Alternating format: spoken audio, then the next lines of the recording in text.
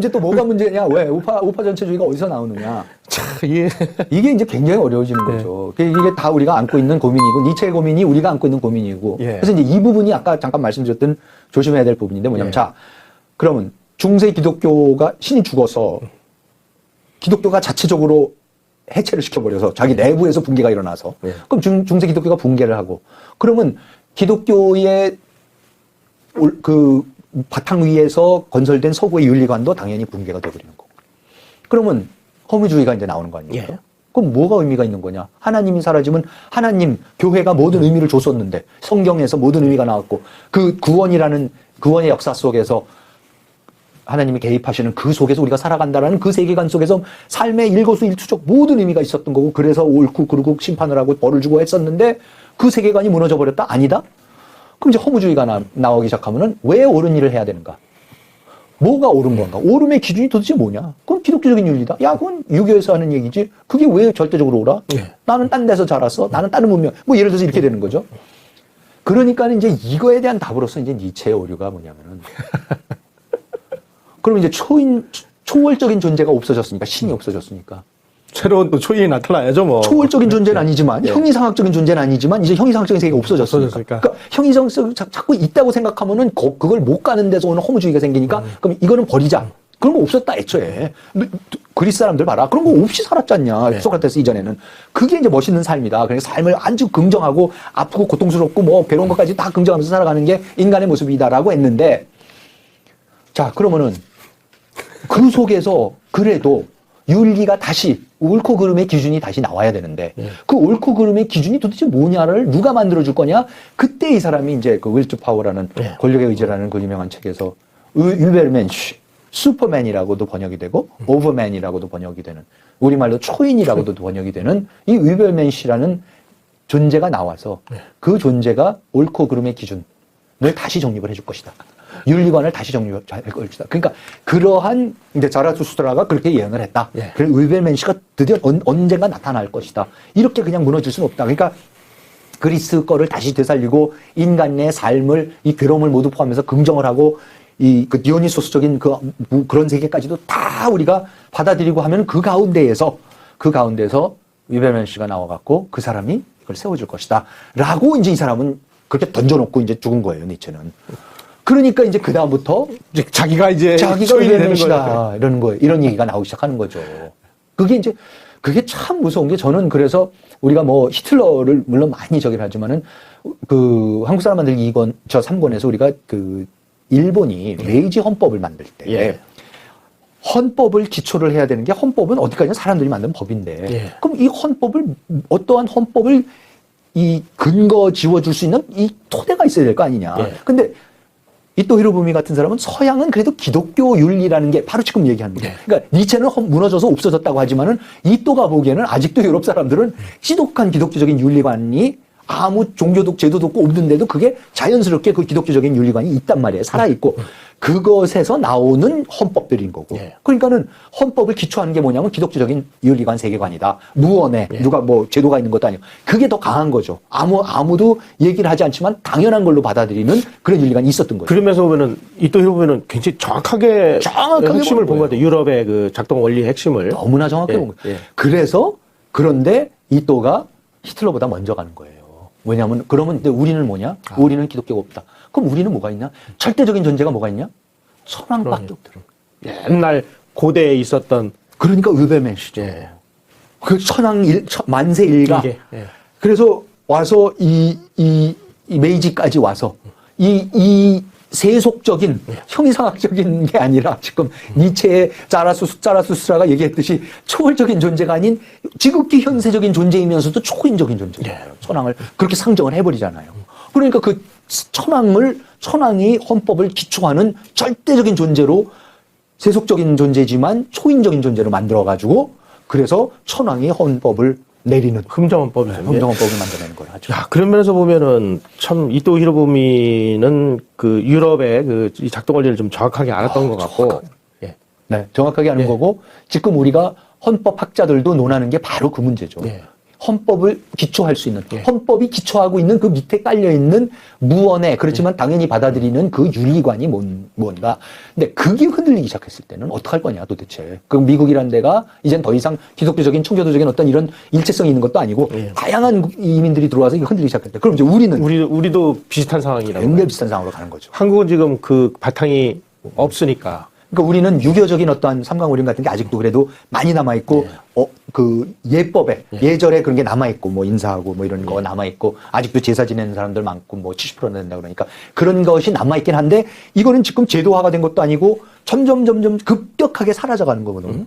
그러면 이제 뭐가 우리의 이 헌법, 우리 대한민국을 기초하는 게 뭐냐 했을 때, 특정 종교, 민족주의, 종족주의 이런 거가 이제 강하게 나오기 시작하는 게, 그래서 좌파에서도 그렇고 우파에서도 그렇고 자꾸 종족주의가 나오는 거예요. 그게 대신한다라는 거죠. 종족에 대한, 국가에 대한 절대적인 충성, 신뢰감, 신뢰, 맹목적인 희생, 그걸 통해서 보여주는 희생, 그게 이제 부러운 거죠.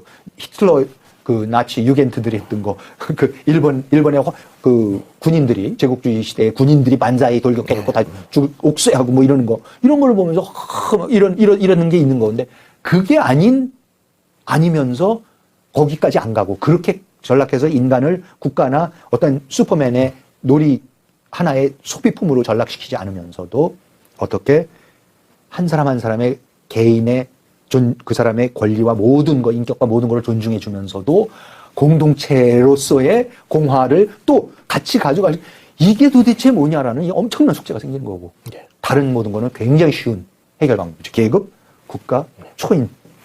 뭐 니체가 얘기한 대로 그런 초인이 실제로 존재한다면 얼마나 편하겠어요. 하지만 그런 것은 존재하지 않습니다. 절대로 존재하지 않고 정도령 안 나오는 거고, 그 무슨 다른 어떤 성씨 누가 나왔고 뭐가 어떻게 되는, 이제 그런 건 절대 있을 수가 없는 거고요. 근데 지금 우리 그 유권자들은 그런 저 슈퍼맨, 초인들을 지금 기다리고 있잖아요, 아직도. 그러니까 너무나 제가 말씀드린 이 시대의 흐름에 한치도 벗어나지 않고 우리가 가고 있어요.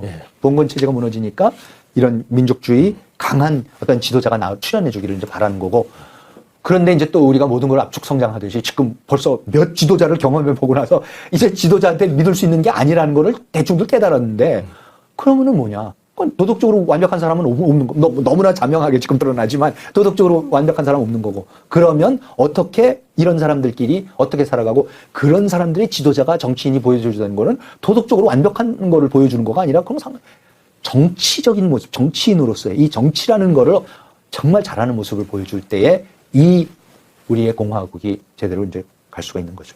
한국인들 같은 사고방식을 계속 고집을 하면, 저는 좀 이런 말씀드려서 좀 송구스럽습니다만은, 저 히틀러나 또 그렇죠. 뭐 무솔리니나 뭐 스탈린이나 이런 사람이 어쩌면 등장해야 될지. 김일성이죠. 김일성이 정확하게 그거죠. 김일성, 김정일, 김정은 3대 부자가 유배맨씨라고 저러고 있는 거니까. 초인이라고 자기네가. 그러니까 이런 때만 되면 저 백두산 가서 백말 타야 되고. 이런 비극적인 코미디가 어디 있습니까, 진짜. 이런 코미디고 우리 민족한테는 비극이고요. 정말 어처구니 없는 일. 그렇죠. 거기 가고 백마 타고 나폴레옹. 그건 뭐죠? 해겔이 그랬나? 나폴레옹이 백마 타고 지나가니까 보라 저기 지금 역사가 히스토리가 지나가고 있다, 역사가 지나가고 있다. 그건 지금 그거 아니에요. 그러니까 그런 이제 그 사고에서 벗어나야 되는데, 그러려면 이제 개개인이 강해져야 되는 거고, 그리고 이제 개개인의 그 훈련과 그 단련과 그 수월성을 만들어 가야 되는데, 그걸 하기 위해서는 그 개개인의 이 안에 있는 게 얼마나 더럽다라는 걸 알아야지. 그래서 저는 바로 지금 이 얘기들이, 니체의 얘기들이 이런 게 한쪽으로는 이런 정치적으로 이렇게 나올 수도 있지만, 그 니체의 가장 무서운 후예자들이 누구냐면 프로이드하고 칼 융 같은 사람들이에요.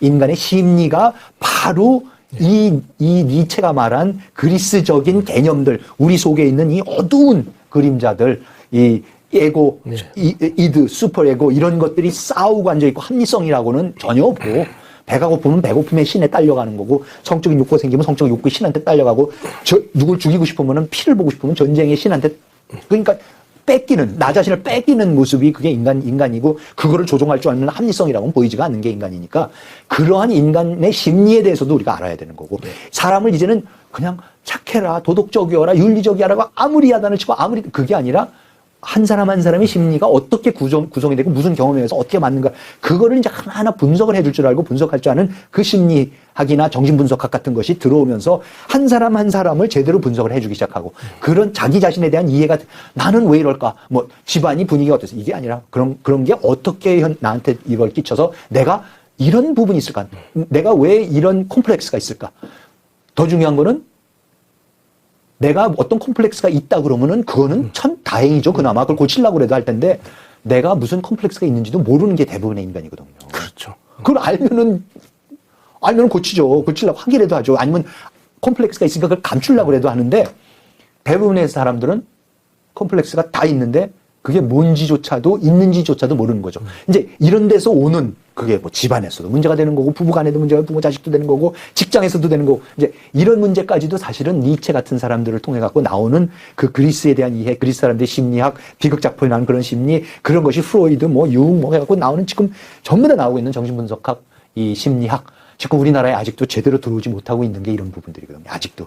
아직도 그건 거의 말조차 꺼내기도, 뭐 에디푸스 콤플렉스 이런 얘기하면, 아이고 저런 흉측한 얘기가 어딨냐고, 이제 이런 식이 돼버리는 거고, 저건 폐류나 이 부도덕한 놈들이나 하는 소리지, 우리 동방예의지국에서 그런 거 없다라고나 하는 건데, 얼마든지 퇴율도 다 그런 거로 분석할 수가 있는 거거든요. 거꾸로. 그러니까 그런 문제까지도 우리가 들여오면서 좀 인간 한 사람, 개인 한 사람이 분석이 되고 만들어지고 커지고, 그러면서 이 강한 공동체가 완전히 다시 만들어지지 않으면 이제 우벨맨 씨한테 또 빠져서, 피리 부는 사나이한테 빠져서 따라갑니다.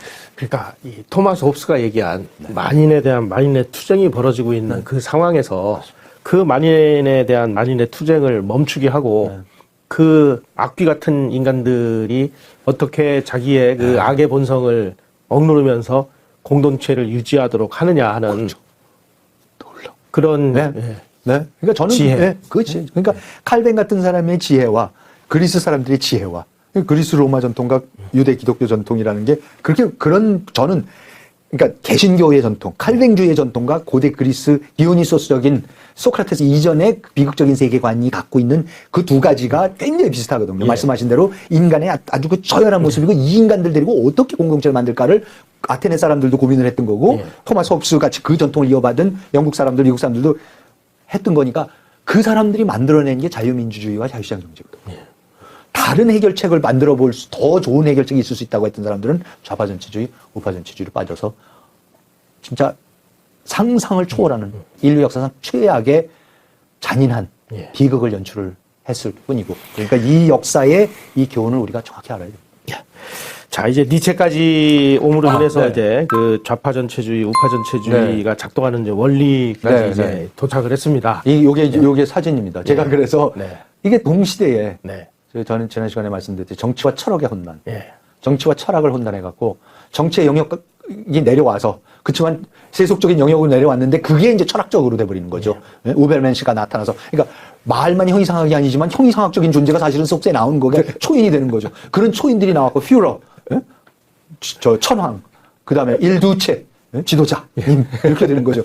이런 사람들을 추정해야 되는 이 독일, 일본, 이탈리아 같이 가장 문명적으로, 산업화적으로 모든 면에 있어서 항상 가장 앞서가는 나라들이었는데, 저 사람들이 이런 데 빠진다라는 거는 저 사람들이 바보라서 빠지는 게 아니라 그만큼 이러한 식의 우파 전체주의라는 게 얼마나 매력적으로 인간한테 다가올 수 있다라는 거를 우리가 교훈을 삼아야지, 저 바보들은, 우리는 절대 안 그래, 저 바보들은, 그게 아니죠. 가장 최고의 근대 문명을 만들어냈던 세 나라들이거든요. 뭐 고대부터 그러기도 했지만은, 그런 문명들을 만들어낸 사람들이 빠질 수 있는 게 전체주의라는 거를, 그거를 우리가 이제 깨달아야지 되는 겁니다. 한국도 여차하면은 갑니다. 반쪽은 갔고요. 반쪽은 갔잖아요. 이미 갔습니다. 그래서 전에도 말씀드렸듯이 지난주에 경제랑 철학을 헷갈리면 좌파 전체주의가 되는 거고, 정치랑 철학을 헷갈리면 우파 전체주의.